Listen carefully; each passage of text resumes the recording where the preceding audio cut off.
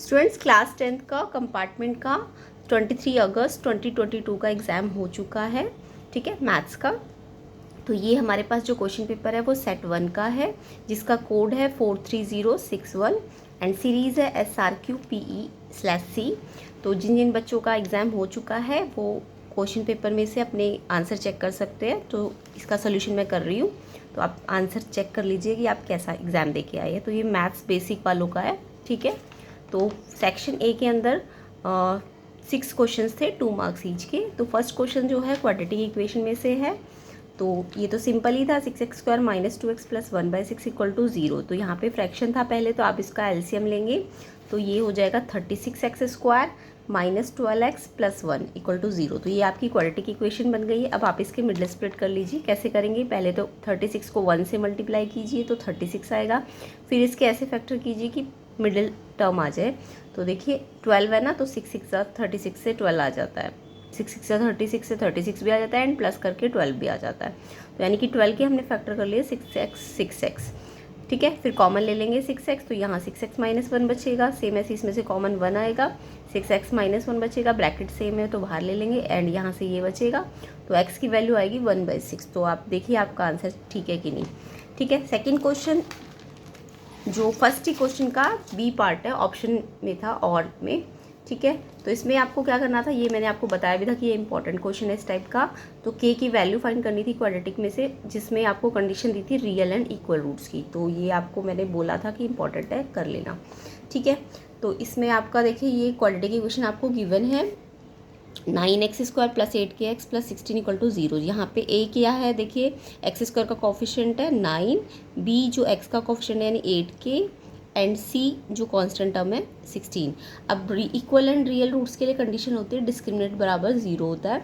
Discriminate का आपको formula होता है b² - 4ac एंड यहाँ पे b, a और c की वैल्यू ये रखनी है, ठीक है। अब यहाँ पे 8k को होल स्क्वायर जब आप खोलोगे तो 64k² हो जाएगा एंड 4 × 9 × 16 को मल्टीप्लाई करने की ज़रूरत नहीं है, क्योंकि यहाँ से भी 64 क्या आ सकता है, कॉमन आ सकता है दोनों में से। तो कॉमन ले लिया, इसमें से k² बचेगा एंड यहाँ से 9 बचेगा। k² - 9 को हम k² - 3² लिख सकते हैं, ये आइडेंटिटी होती है a² - b² की।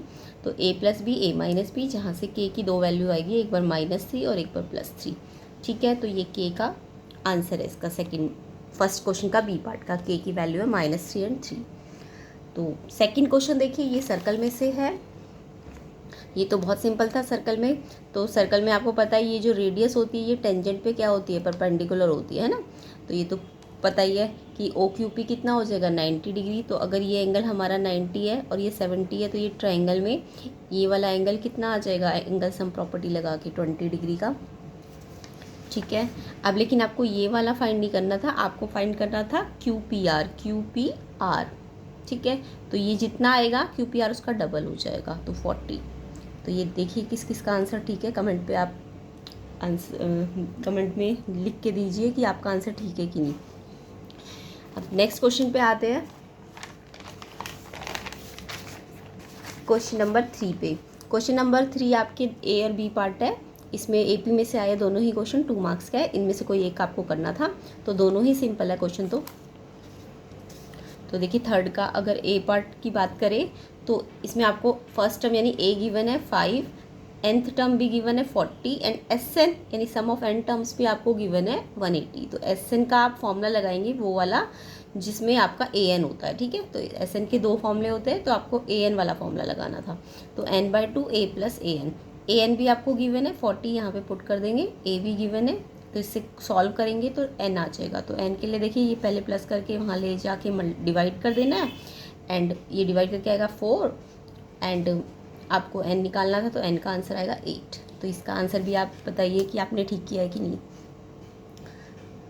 ठीक है। तो सम का ही फॉर्मूला लगाना था और आपको n फाइंड करना था।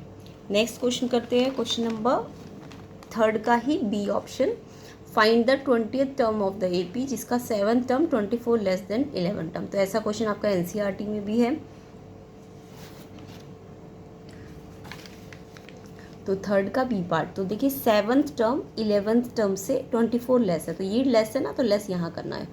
अब 7 टर्म का फॉर्मूला खोल लीजिए, a + 60। 11 टर्म का फॉर्मूला खोल लीजिए, a + 10d माइनस का 24। a से a कैंसिल हो गया, तो 60 को 10d के पास लेके जाएंगे तो माइनस हो जाएगा 4d, एंड 24 यहाँ ये इसकी साइड चेंज नहीं की तो इसकी साइड चेंज करेंगे तो ये माइनस से प्लस हो जाएगा, एंड d की वैल्यू आ जाएगी 6। अब आपको डिफरेंस आ गया। आपको बोला क्या है इसमें 20th टर्म फाइंड कीजिए, तो 20th टर्म का फॉर्मूला क्या होता है, a + 19d। ठीक है, तो a + 19d है, तो d की वैल्यू हमने निकाल ली 6, एंड a आपको क्वेश्चन में गिवन ही है, फर्स्ट टर्म गिवन है 12। ठीक है, तो a और d की वैल्यू यहाँ रख ली, तो 20th टर्म आ जाएगी 126। इसको भी आप चेक कीजिए आप ठीक करके आए हैं या नहीं। नेक्स्ट क्वेश्चन देखिए, क्वेश्चन नंबर 4। ये भी मैंने आपको बोला था कि इस टाइप का क्वेश्चन जब भी आए, a n जब भी n की फॉर्म में दिया होता है तो इसमें हमें क्या करना होता है, n के प्लेस में एक बार 1 रखना होता है, एक बार 2 रखना होता है। ठीक है, ऐसा क्वेश्चन मैंने करवाया भी था आपको इंपॉर्टेंट क्वेश्चंस में। तो nth टर्म आपको n की टर्म में दी है, तो एक बार आप n के प्लेस में 1 रखेंगे, तो 1 रखा, जब इसको सॉल्व करेंगे तो ये 1 आ जाएगा, क्योंकि देखिए 1 1 + 1 2 एंड 2 1 = 2 + 1 3। ठीक है, सॉल्व करेंगे तो 1 आ जाएगा। ऐसे ही एक बार n के प्लेस में 2 रखिए तो ये 2 हो जाएगा, ये 3 हो जाएगा, एंड ये 2 2 = 4 + 1 5 हो जाएगा, और इसे कैंसिल करके ये 5 आ जाएगा।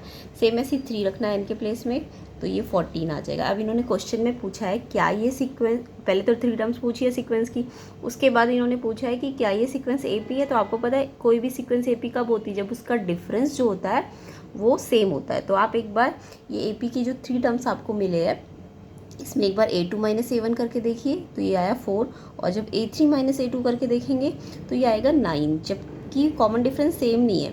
तो अगर कॉमन डिफरेंस सेम नहीं है तो हम रीज़न देंगे कॉमन डिफरेंस सेम नहीं है, तो इट मीन्स अगर कॉमन डिफरेंस सेम नहीं है तो गिवन सीक्वेंस क्या नहीं होगी, AP नहीं होगी। ठीक है, तो जब भी AP चेक करनी होती है तो आपको 2 बार डिफरेंस निकाल के देखना होता है। तो क्लियर हो गया होगा। तो ये क्वेश्चन भी हमने किया हुआ था, तो इम्पॉर्टेंट में आया है ये क्वेश्चन। नेक्स्ट क्वेश्चन देखिए, 5th क्वेश्चन। यहाँ पे आपको क्लास इंटरवल्स दी है एंड नंबर दिया है पेयर्स शू साइज़ के। तो नंबर को हम फ्रीक्वेंसी कहते हैं जब ये सिंपल क्लास इंटरवल होती है, मैंने आपको बोला था, तो चेंज करने की ज़रूरत नहीं होती फ्रीक्वेंसी को। तो ये सिंपल आपको फ्रीक्वेंसी ही गिवन है। अब आपको यहाँ पे एक बार मॉडल क्लास निकालनी है और एक बार मीडियन क्लास निकालनी है। मॉडल क्लास भी मैंने आपको बताई थी कैसे निकालते हैं, एंड मीडियन क्लास भी बताई थी। तो ये भी क्वेश्चन आपको कराया हुआ ही आया है। तो देखिए मॉडल क्लास के लिए हम क्या करते हैं, मॉडल क्लास के लिए हम हाईएस्ट फ्रीक्वेंसी देखते हैं। सबसे पहले हम इसे अरेंज कर लेंगे वर्टिकली। ठीक है, अब वर्टिकली अरेंज करने के बाद मॉडल क्लास के लिए हमें हाईएस्ट फ्रीक्वेंसी चेक करनी होती है। तो ये फ्रीक्वेंसी वाली लाइन है, यहाँ पे हाईएस्ट फ्रीक्वेंसी देखिए 18 है। ठीक है, मैंने आपको कहा था मॉडल क्लास के लिए हाईएस्ट फ्रीक्वेंसी के सामने जो क्लास इंटरवल होती है वो मॉडल क्लास होती है। ठीक है, तो मॉडल क्लास आपकी क्या है 5 to 7। अब यहाँ पे आपको पूरा 5 to 7 पूरा नहीं चाहिए, वो मैं आगे आपको बताऊँगी। तो आप पहले मॉडल क्लास निकाल लीजिए 5 to 7, फिर नेक्स्ट आपको इन्होंने कहा है मीडियन क्लास भी निकालिए। तो आप इसमें मीडियन क्लास निकालने के लिए क्या करेंगे, सबसे पहले F से CF बनाएंगे। तो फ्रीक्वेंसी से CF बनाने के लिए, क्यूमुलेटिव फ्रीक्वेंसी बनाने के लिए हम क्या करते हैं, इसको ऐड करते जाते हैं 5, फिर 5 में 4 ऐड कर दीजिए 9, 9 में 18 ऐड कर दीजिए 27, ऐसे करके ऐड करके ये आ जाएगा। जितना यहाँ लास्ट में टोटल होता है वो यहाँ पे आएगा। तो ये F से CF बनाना होता है जब भी हम मीडियन या मीडियन क्लास निकालते हैं। अब जब ये CF बन जाता है तो हम क्या करते हैं, n/2 करते हैं। n क्या होता है, फ्रीक्वेंसी का टोटल, उसका हाफ करके देखते हैं। तो ये हाफ आया 60 का आधा 30 आया, और इस 30 को हम CF वाली लाइन में चेक करते हैं। ठीक है, अब CF वाली लाइन में 30 तो है नहीं, बट 30 से कम 27 और 30 से ज़्यादा 43 है। ठीक है, तो हम जो 30 से ज़्यादा वाला होगा उस CF के सामने जो क्लास इंटरवल होगी, ठीक है, 30 के से कौन सा वाला, या तो उसके इक्वल हो या उससे ज़्यादा हो, तो वो वाला CF के सामने जो भी क्लास इंटरवल होगा, ठीक है, उस क्लास इंटरवल को हम क्या कहेंगे, मीडियन क्लास। क्या कहेंगे, मीडियन क्लास। ठीक है, तो ये आपको मीडियन क्लास का मतलब समझ आ गया कि आपने n/2 निकाला, उसको आपने कहाँ देखना है, CF वाली लाइन में, और CF या तो उसके इक्वल आ जाए n/2 के, या उससे बड़ा हो। तो बड़ा है ये वाला, ये तो छोटा है क्योंकि, तो इसके सामने जो क्लास इंटरवल है उसी को हम क्या कहते हैं, मीडियन क्लास। तो मीडियन क्लास आपकी क्या आ गई, 7 to 9। तो मॉडल क्लास हमारे पास 5 to 7 आई, वो तो हम हाईएस्ट फ्रिक्वेंसी से चेक करेंगे। एंड मीडियन क्लास के लिए हम n/2 से CF पे जाएंगे, CF से क्लास इंटरवल पे जाएंगे। अब आप यहाँ से क्वेश्चन पढ़िए, मॉडल क्लास का आपको लोअर लिमिट लेना है, तो मॉडल क्लास ये है आपके पास, इसकी लोअर लिमिट 5 है एंड अप मीडियन क्लास का अपर लिमिट लेना था। ठीक है, मीडियन क्लास का अपर लिमिट कितना आया, देखिए ये लोअर है और ये अपर है, तो अपर कितना आया 9। तो 5 और 9 इनका हमें क्या निकालना था, सम। तो ये कितना आ जाएगा 14। तो इसके लिए आपको मेन क्या पता होना चाहिए था, मॉडल क्लास कैसे निकाली जाती है और मीडियन क्लास कैसे निकाली जाती है, फिर जो कंडीशन थी वो कंडीशन पे आपको इसे रख देना था। तो क्वेश्चन सिंपल ही है, बस थोड़ा सा इसको लैंग्वेज अलग से चेंज कर दी है। तो आपको मॉडल क्लास निकालनी है और मीडियन क्लास, देन उनके लोअर लिमिट मॉडल क्लास का लेना था और मीडियन का अपर लिमिट लेना था, तो उनका सम करना था। ठीक है, तो देखिए किस किस ने ये क्वेश्चन ठीक किया है। तो इसके लिए आपको अगर मॉडल क्लास पता होती, मीडियन क्लास पता होती, तो आप ये क्वेश्चन इजीली अटेम्प्ट कर लेते, और ये मैंने आपको बताया था। नेक्स्ट क्वेश्चन करते हैं, क्वेश्चन नंबर 6। क्वेश्चन नंबर 6 भी सिंपल है, ये क्वेश्चन भी मैंने आपको इंपॉर्टेंट क्वेश्चंस में कराया हुआ है। मार्क्स आपको गिवन है and number of student given है। आपको ना ये नंबर ऑफ स्टूडेंट का मतलब फ्रीक्वेंसी में मिसिंग दिया हुआ है जी, ये क्वेश्चन मैंने आपको करा रखा है मिसिंग में कैसे करते हैं। तो जब भी मिसिंग होता है तो यानी मीन आपको क्वेश्चन में दिया जाएगा, है ना। तो सिंपली है, पहले हॉरिजॉन्टली से इसे वर्टिकली अरेंज कर लीजिए। तो मार्क्स को भी वर्टिकली अरेंज कर लिया, नंबर ऑफ स्टूडेंट्स को भी अरेंज कर लिया। फिर हम क्या करते हैं, जब भी मीन निकालते हैं तो हम क्लास मार्क निकालते हैं, यानी एक्स निकालते हैं। एक्स कैसे निकलता है क्लास मार्क, लोअर और अपर को ऐड कर दीजिए और 2 से डिवाइड कर दीजिए। तो 0 और 10 का ऐड करिए 10 और 2 से डिवाइड करेंगे तो 5। सेम ऐसे 10 और 20 को ऐड कीजिए 30, 30 को 2 से डिवाइड कीजिए 15।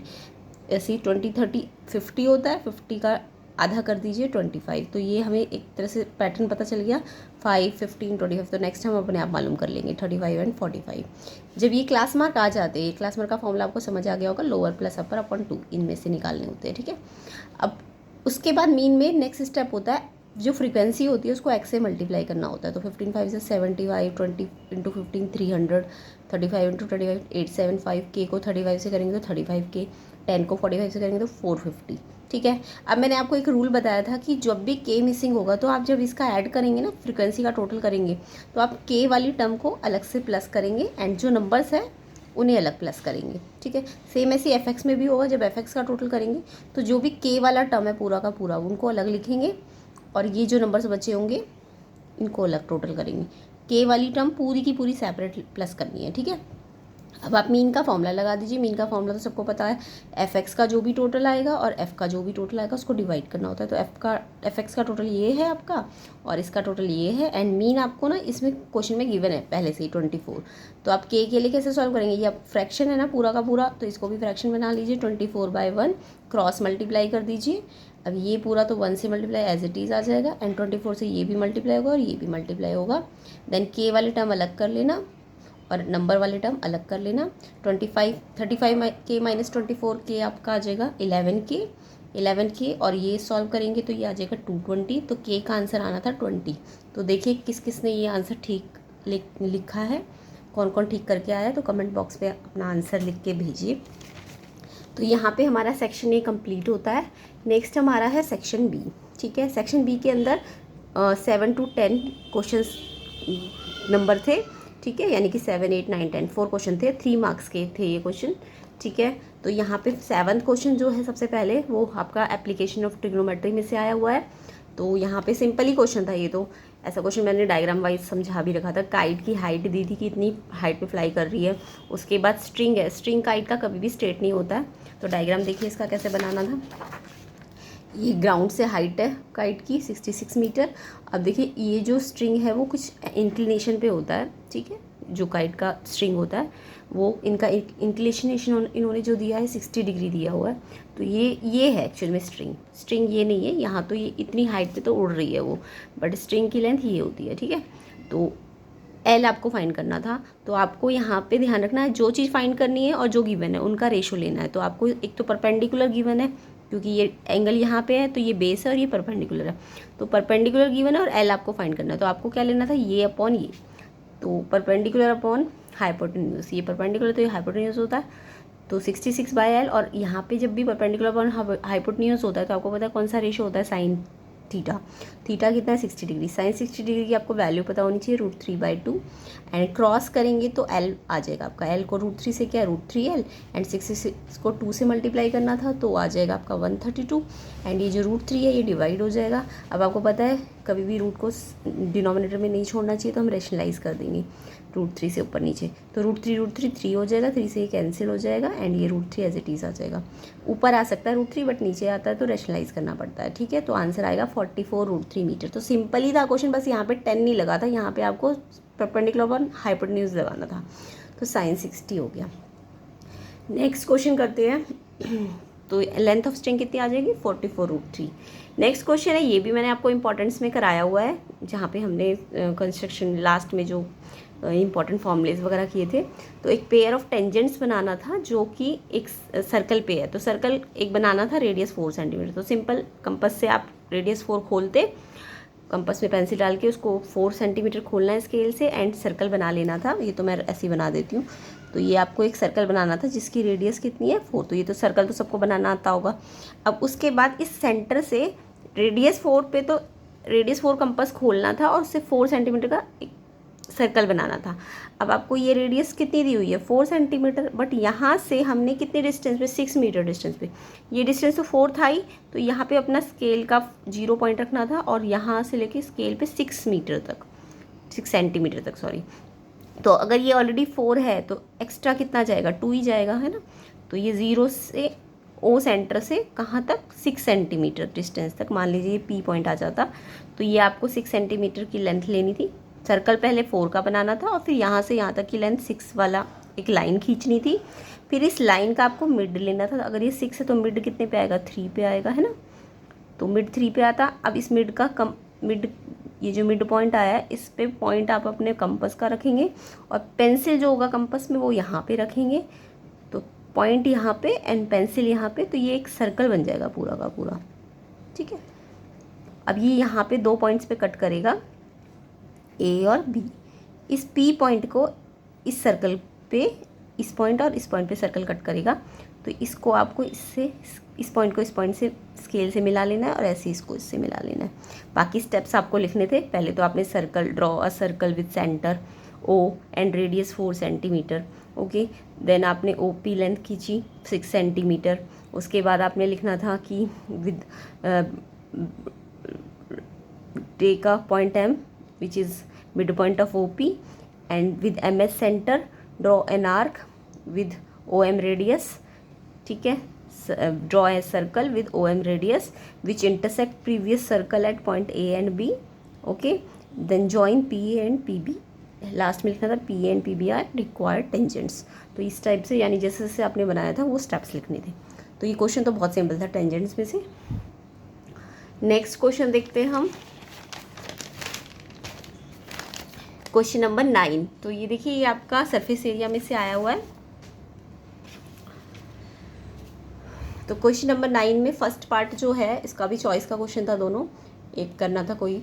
तो a solid copper rod of diameter 1 centimetre and length 8 centimetre drawn into a wire of length 18 centimetre. तो एक कॉपर रॉड थी, बड़ी सी कॉपर रॉड थी, ठीक है, जिसका डायमीटर गिवन है एंड लेंथ गिवन है।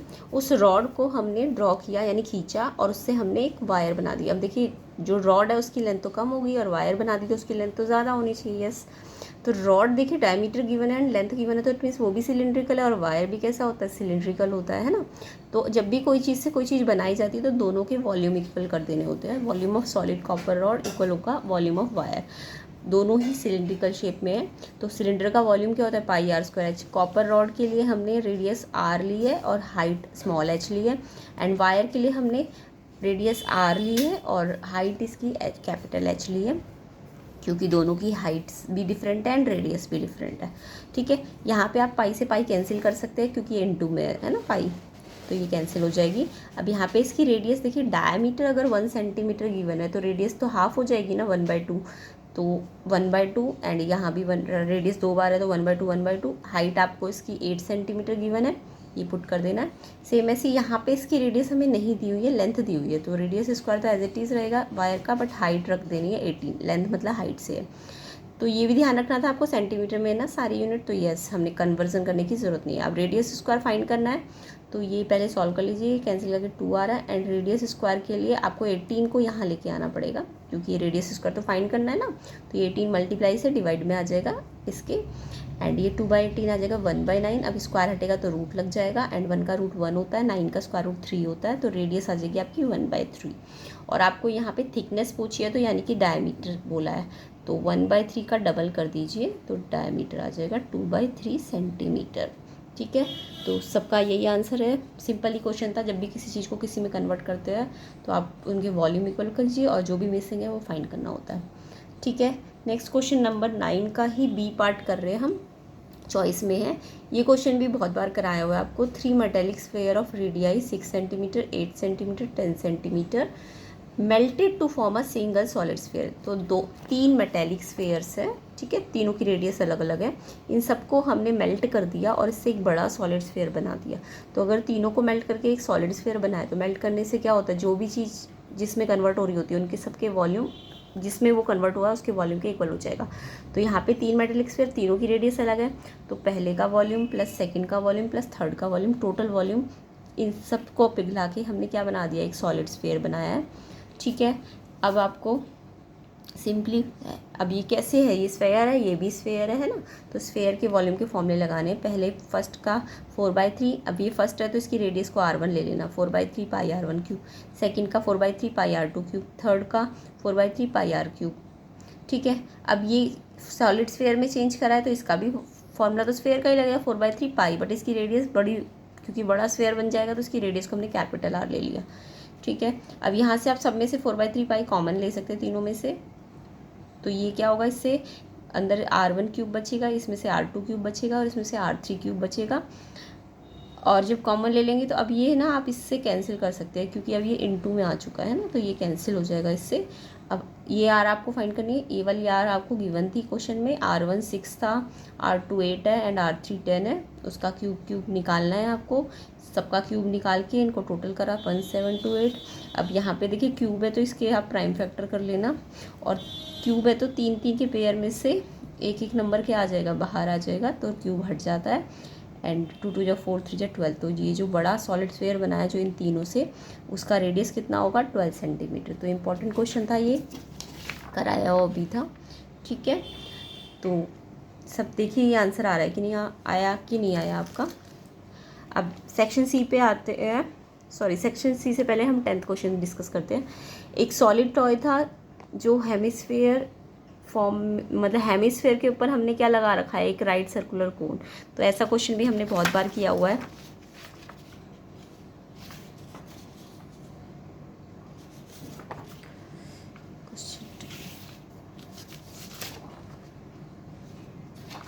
तो ये मैं आपको यहीं पे करा देती हूँ।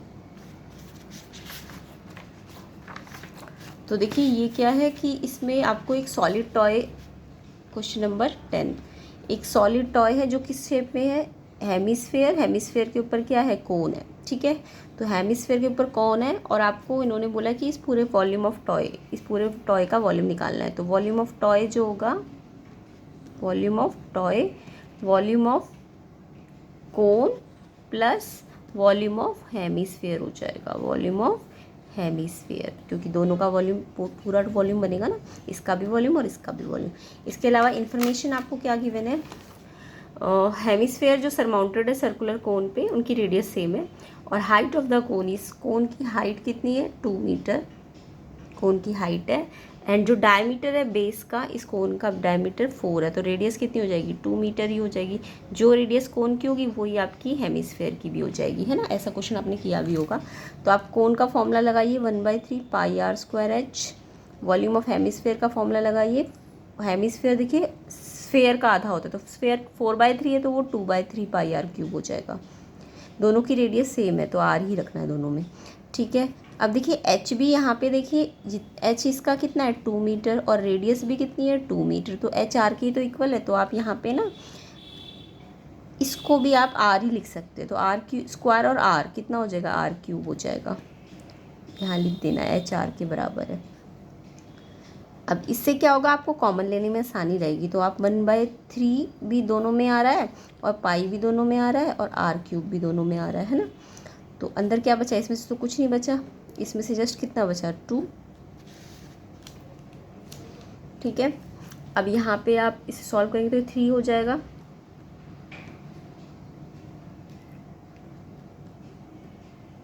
इनटू में 3 से 3 cancel, pi r cube 22/7, radius आपको 2 गिवन है, 2 का क्यूब, तो 22/7 इंटू 2 का क्यूब होता है 8, तो 8 2 जा 16, 8 2 जा 16 117, 176 सेंटीमीटर क्यूब इस जो भी टॉय बना रखा है उसका वॉल्यूम आ जाएगा, ठीक है। तो सिंपल था कि एक टॉय हेमिस्फेयर है, उसके ऊपर एक कोन है, दोनों का टोटल पूरा टॉय का वॉल्यूम निकालना है, तो इसका वॉल्यूम प्लस इसका वॉल्यूम।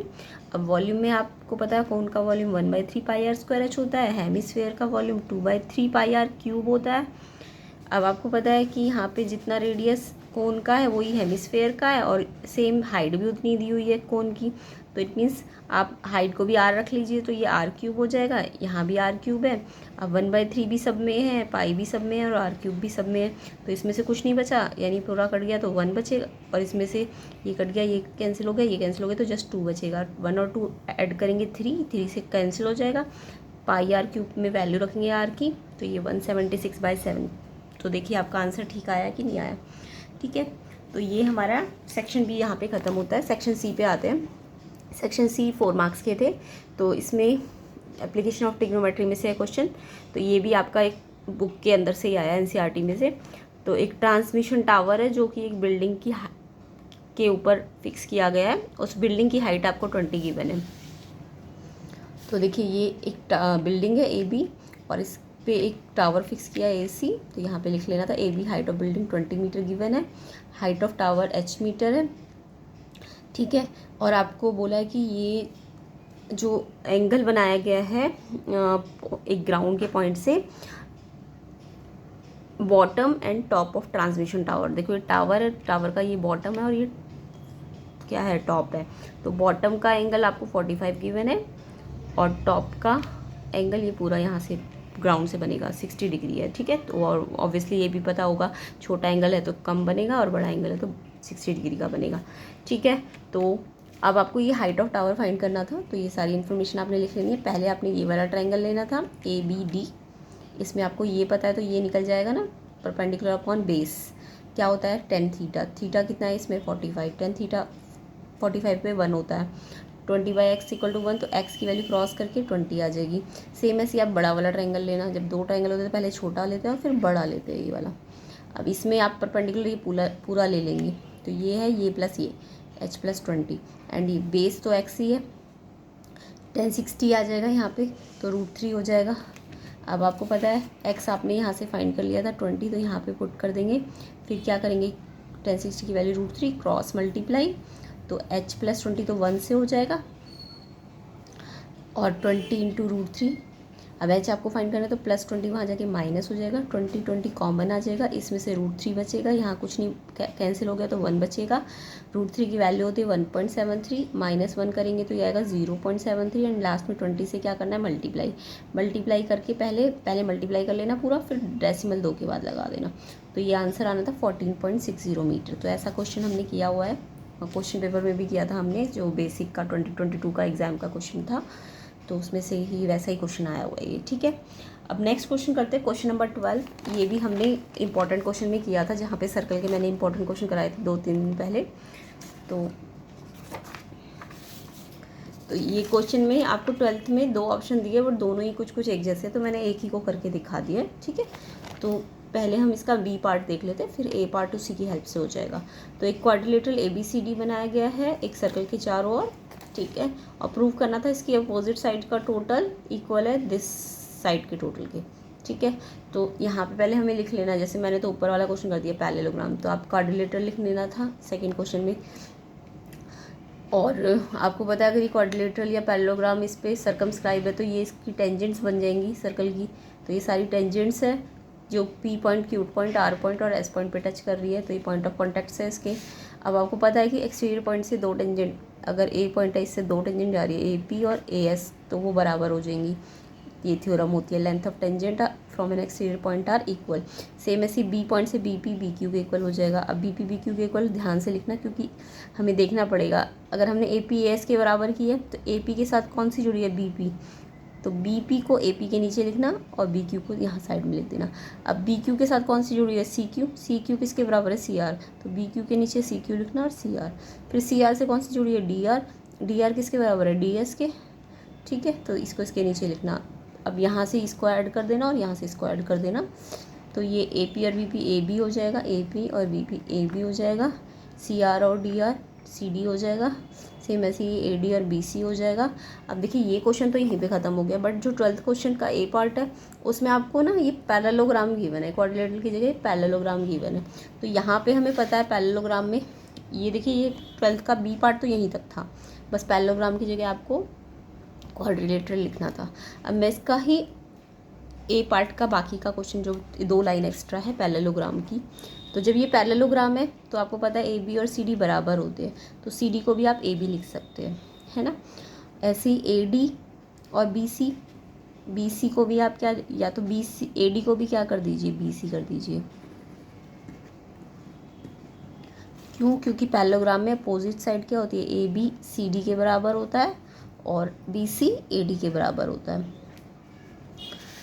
तो यहाँ पे सी डी को भी ए बी कर दिया और यहाँ पे बी सी ए डी को भी बी सी कर दिया है, तो ये double of A B double of B C हो जाएगा, 2 से 2 कैंसिल, तो ए बी बी सी के इक्वल। तो देखिए अपोजिट तो ऑलरेडी इक्वल थी, अब एडजेसेंट भी इक्वल है, तो इट मीन्स सारी साइड इक्वल है। ये मान लीजिए फर्स्ट है और ये मान लीजिए सेकंड, अगर सारी साइड इक्वल है फ्रॉम फर्स्ट एंड सेकंड, तो ये क्या हो जाएगा, ए बी सी डी क्या हो जाएगा, जब सारी साइड इक्वल होती है तो रोम्बस हो जाता है। तो बस 12th के दोनों ही क्वेश्चन सेम ही थे। अगर बी पार्ट है तो वो जस्ट यहीं तक ख़त्म हो जाता, और ए पार्ट है तो ये 2 लाइन आपको एक्स्ट्रा लिखनी पड़ती, ठीक है। तो समझ आ गया होगा ये क्वेश्चन आपको सबको, ये मैंने इंपॉर्टेंस में कराया भी हुआ था ये क्वेश्चन, ठीक है। तो सेक्शन सी का 13 क्वेश्चन पे आते हैं, जो कि आपके केस स्टडी वाले क्वेश्चन है। तो आए तो सिंपल ही है इसमें, तो ये आपको केस स्टडी गिवन है। तो इसमें आपको ये टेबल गिवन है, मैंने आपको बोला था जब भी लेस देन वाला टेबल होता है तो आपको इसे चेंज करना होता है, ये मैंने आपको बोला था स्पेशली, ठीक है। तो ये लेस देन वाला टेबल, तो लेस देन 10 का मतलब देखिए 10 का गैप दिख रहा है, तो लेस देन 10 का मतलब 0 से 10, फिर 20 है तो 10 से 20, 20 से 30, 30 से 40, 40 से 50, लेस देन 60 है तो 50 से 60, ठीक है। ये स्पेशली मैंने आपको बताया था। ये लेस देन है तो ये कभी भी फ्रीक्वेंसी नहीं होती है, ये सी एफ होती है, तो इसे आपको यहाँ लिखना था।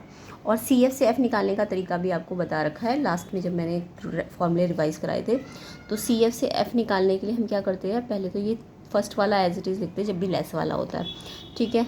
उसके बाद आपको जैसे एफ से सी एफ निकालते तो हम ऐड करते जाते थे, बट सी एफ से एफ निकालनी है ना हमने, अब उल्टा करना है, तो हम क्या करते हैं, पहले वाला तो एज इट इज़, अब इस वाले में से इसको माइनस करेंगे, 10 - 3 7, 22 - 10 12, तो यहाँ पे उल्टा करना है, हमें माइनस करना है, ठीक है। तो 10 पहले वाला एज इट इज़, फिर 10 में से -3 करिए 7, फिर इसमें से इसको माइनस कीजिए यहाँ आ जाएगा, फिर इसमें से इसको माइनस कीजिए यहाँ आ जाएगा, ठीक है। और फिर आप टोटलिंग करके देखना है इस वाले एफ फ्रिक्वेंसी की, ये इतनी आनी चाहिए जितना इसका बाहर लास्ट वाला होता है। तो ये समझ आ गया होगा आपको सी एफ से एफ कैसे निकालना है। तो ये जब भी लेस देन वाला टेबल होगा तो ये सी एफ दिया होगा, सी एफ को आप यहाँ लिखना, एफ हमेशा बीच में बनाना, ठीक है, माइनस कर करके। फर्स्ट वाला एज इट इज़ होगा लेस देन में, मोर देन में लास्ट वाला एज इट इज़ होता है, उसमें नीचे से माइनस करके ऊपर जाना होता है। तो आपको मीडियन एज निकालनी थी फर्स्ट पार्ट में इसके। तो मीडियन एज देखिए, जब भी मीडियन निकालनी होती है तो हमें सबसे पहले n/2 निकालना होता है, स्टेप्स आपको पता होने चाहिए।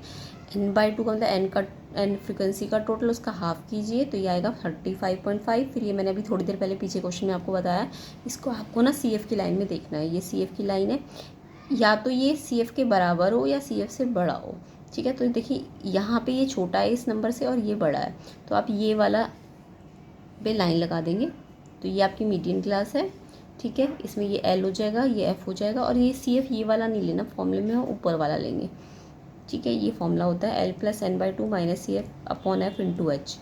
एल आपका कितना आया 30, n/2 डिवाइड किया था तो 35.5, सी एफ आपने ये वाला नहीं लेना, ठीक है, जो ऊपर वाला होगा 22, एफ आपको 18 × H क्या होता है, इनका गैप जो है डिफरेंस 30 और 40 का डिफरेंस कितना है 10। अब आपने क्या करना है, इसे सॉल्व करना है। पहले माइनस किया, फिर 18 डिवाइड इंटू 10। ये एल को ना लास्ट में सॉल्व करना है, पहले इस पूरे को सॉल्व करना है आपको। अब ये मल्टीप्लाई 10 करूँगी तो पॉइंट पहले तो मल्टीप्लाई कर देना और लास्ट में एक के बाद डेसिमल लगा देना। तो ये 135/18, इसको अगर हम डिवाइड करते हैं 135 को 18 से, तो ये आएगा आपका 7.5। ठीक है, डिवाइड करना तो आता होगा। ये न्यूमरेटर हमेशा अंदर होना चाहिए और डिनोमिनेटर बाहर होना चाहिए। अब ये इसमें ऐड कैसे करेंगे, 30 में 7.5, तो देखिए 30 में पॉइंट नहीं है तो पॉइंट के बाद 0 लगाना, और 7.5 में पॉइंट के नीचे पॉइंट। मल्टीप्लाई में तो हम सिंपली पहले मल्टीप्लाई करते हैं और लास्ट में पॉइंट लगाते हैं, बट जब हम ऐड करते हैं तो पॉइंट को पॉइंट के नीचे ही लिखना होता है। तो जिसमें पॉइंट नहीं है उसमें पॉइंट लगा के 0 लगाना है। तो 37.5 मीडियन आ जाएगी आपकी। तो देखिए किस किस बच्चे ने ठीक किया, कमेंट में आंसर दीजिए। नेक्स्ट इसका बी पार्ट जो है वो आपको मीन एज निकालना था। क्या निकालना था, मीन। तो मीन के लिए तो सिंपल है, अभी पीछे भी कराया मैंने आपको। मीन के लिए आपको देखिए क्लास इंटरवल में पहले ये लेस देन वाली फॉर्म से हम क्लास इंटरवल वाली फॉर्म लेंगे। अब हम यहाँ से सी एफ वाला कॉलम ना लेके जस्ट एफ वाला कॉलम लेंगे, वो हमने निकाल लिया ना माइनस कर करके। अब ये एफ वाला कॉलम है, उसके बाद मीन में हमें सेकंड स्टेप होता है कि क्लास इंटरवल से क्लास मार्क निकालने होते हैं। ये मैंने अभी आपको बताया था, lower plus upper divide by 2। तो 0 और 10 का ऐड किया 10 और आधा करा 5 आ जाएगा। सेम ऐसे 10 20 30 का आधा कीजिए 15, ऐसे ही बाकी के निकल जाएंगे। ठीक है, फिर हम क्या करते हैं, एफ़ को एक्स से मल्टीप्लाई करते हैं। एफ एक्स निकालने के लिए इसको इससे मल्टीप्लाई करा, 3 5 15 7 15 जा 105। तो सबको ऐसे कर करके मल्टीप्लाई करके इसका टोटल कर लेना है एफ एक्स का, और एफ़ का भी टोटल कर लेना है। एफ एक्स का टोटल ऊपर रखना है और एफ़ का टोटल नीचे रखना है। तो मीन आपका आना था 36.8 सॉल्व करके, इसको इससे जब डिवाइड करेंगे तो। ठीक है, तो चेक कीजिए आपके ठीक है कि नहीं। लास्ट क्वेश्चन केस स्टडी का 14 क्वेश्चन।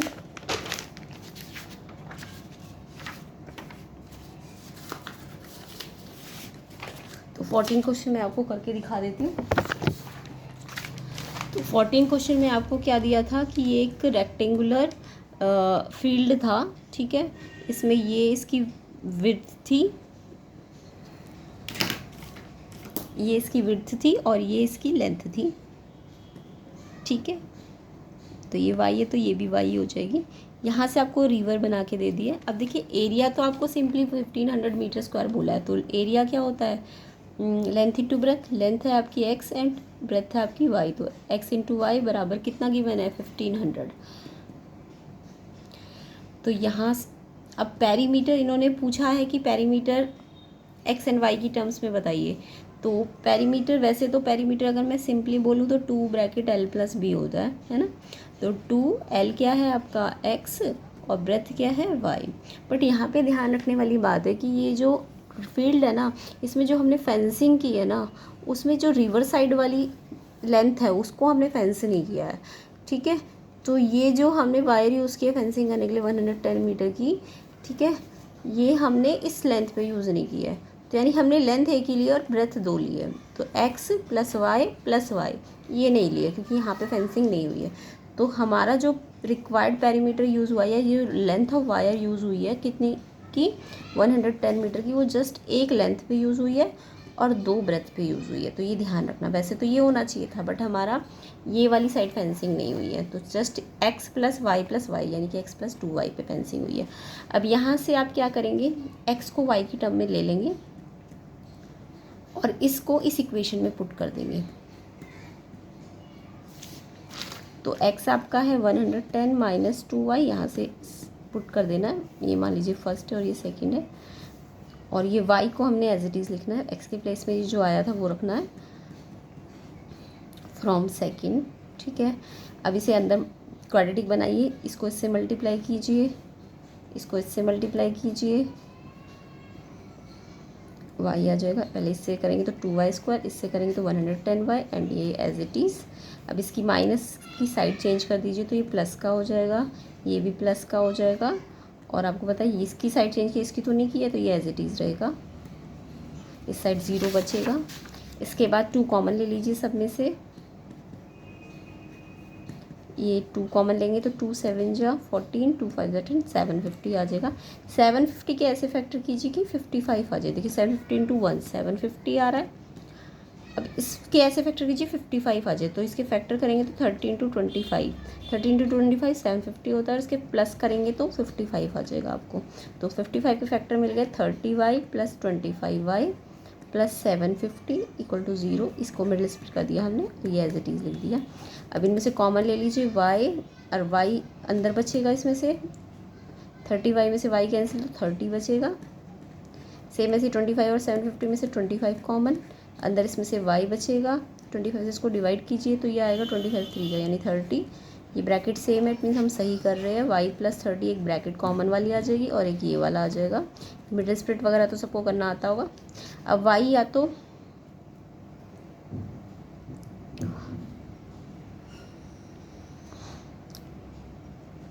$110 प्लस का था, सॉरी ये है, तो ये माइनस का हो जाएगा।